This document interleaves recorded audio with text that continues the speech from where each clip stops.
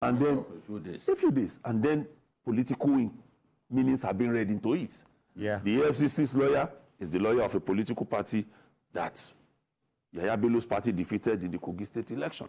How did you even allow that to happen? Because these are things you must take into consideration. In some cases in the past, that was why they lost. Okay. The opponent of the person you are trying and whose lawyer you are using is also the FCC's lawyer. Yeah. You need to avoid such How do you things. reconcile this? How do you reconcile them? All right. Thankfully, we are joined at this point by a legal gentleman. He is a lawyer and advocate for good governance. Let's meet and greet Barrister Liborous Oshoma. I greet you, Liborous. Welcome. Yeah, I greet you, Citizen Jones, and I greet members of the panel. Thank you. So what can you tell us now? I have listened to members of the panel, and when anytime EFCC starts their Gestapo melodrama, I just laugh because for some of us that have seen the beginning, we are no longer entertained by this, melodrama that EFCC is displaying. Really, gone are the days when we see FCC, visit in a Gestapo-like manner, politically exposed persons, and would think that yes, something good is coming out of this.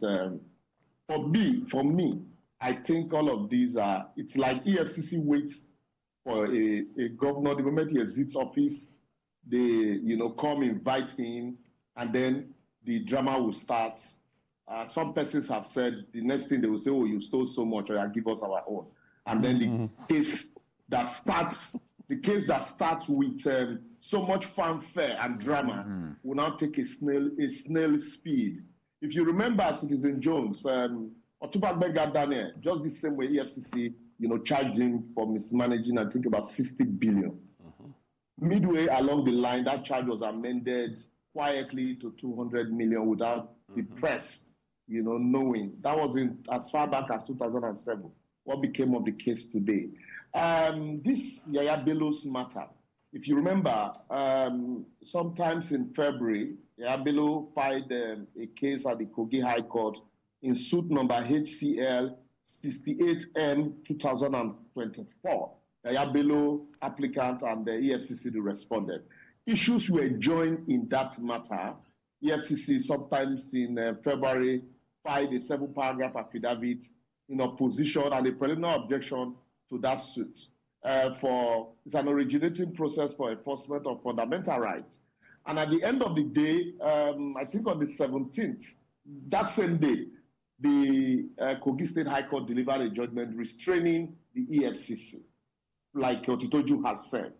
And one would wonder, really, we say prosecution starts from investigation.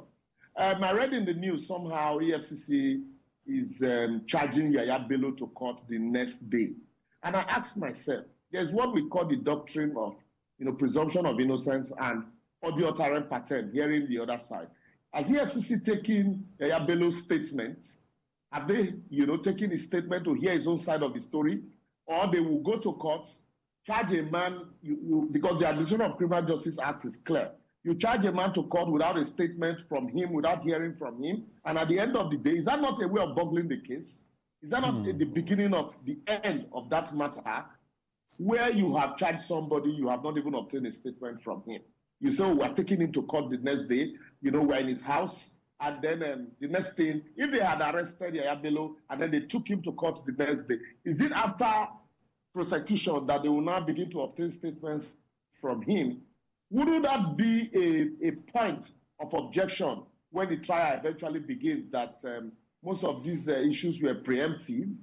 I think that while I agree with Otitoju and my other brother that there's politically exposed persons, if anybody is found culpable, if anybody is corrupt, there's need for us to dutifully investigate such persons so that at the end of the day, the society will benefit from the taxes and the funds that is being pumped into, the administration of EFCC.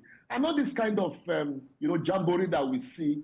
I can, like Utitoju said also, I can start to mention names, starting from, like I said, Otumba Bengadane, Ojus Okalu, recently Anambra State Governor Willie Obiano, and then Fayose, Adoke, all of this, including the NNPC, was it Korede, was this man's name?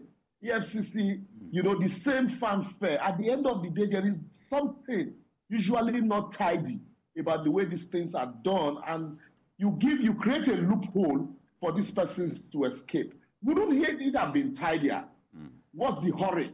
Would have been tidier, you vacate this order of the Kogi State High Court, you're on appeal, the Court of Appeal was sitting yesterday, you vacate that order, extend the invitation to this gentleman and obtain statement from him. Maybe after obtaining statement from him, there might even be some incriminating, positions that you did not have your mind to before. And thereafter, it gives you a robust opportunity to approach the court. You would have tidied up your case, cross the T's and dot the I's. Unlike these haphazard ways of going to court because you want to please people that you're fighting corruption. And at the end of the day, the man gets to court, he's granted bail, and that becomes the beginning of the end of the matter. As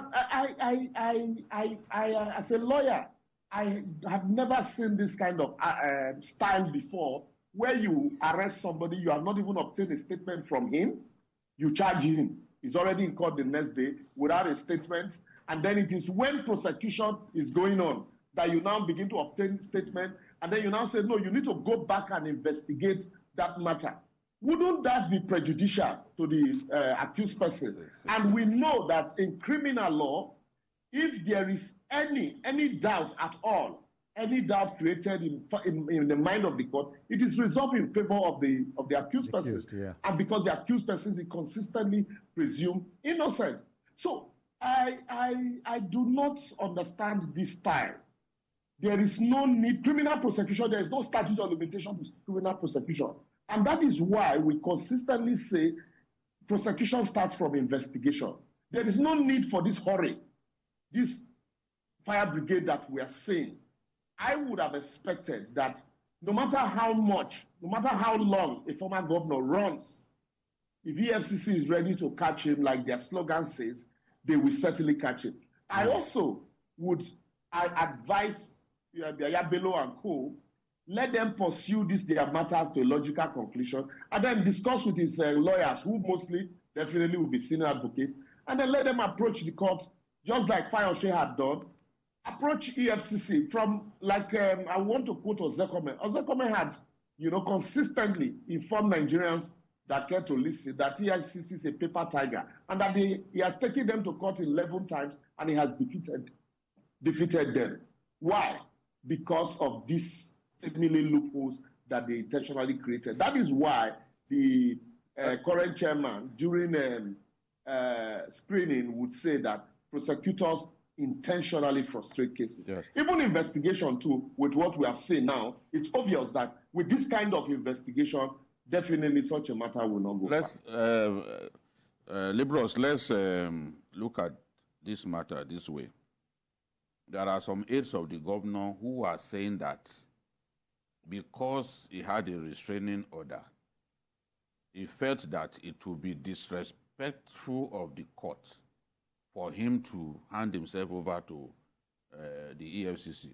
Do you agree that that action was right because he had a restraining order to not agree to be arrested?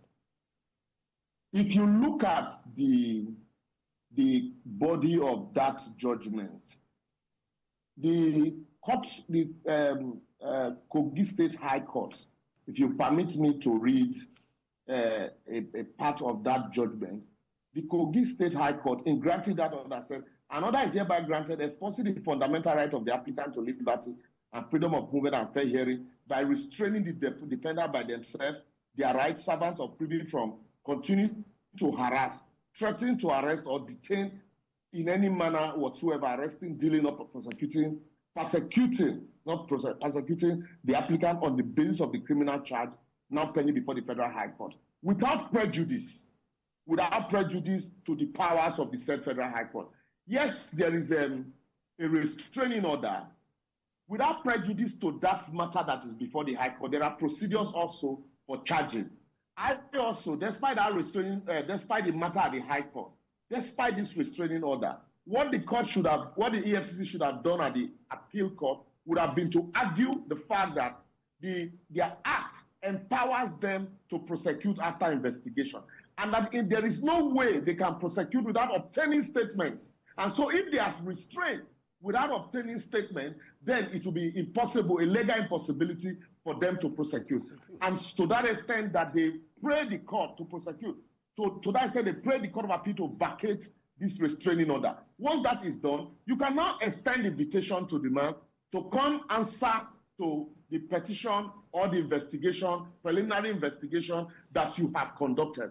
But without doing all of that, you just you go to his house in a Gestapo-like manner and say you want to charge him the next day, and yet you have not, because the matter is coming up the next day, you have not obtained a statement from him. He can be a politically exposed person today, even if we don't like him. He can be Liberals or Shoma or Otitoju tomorrow, or Citizen Jones.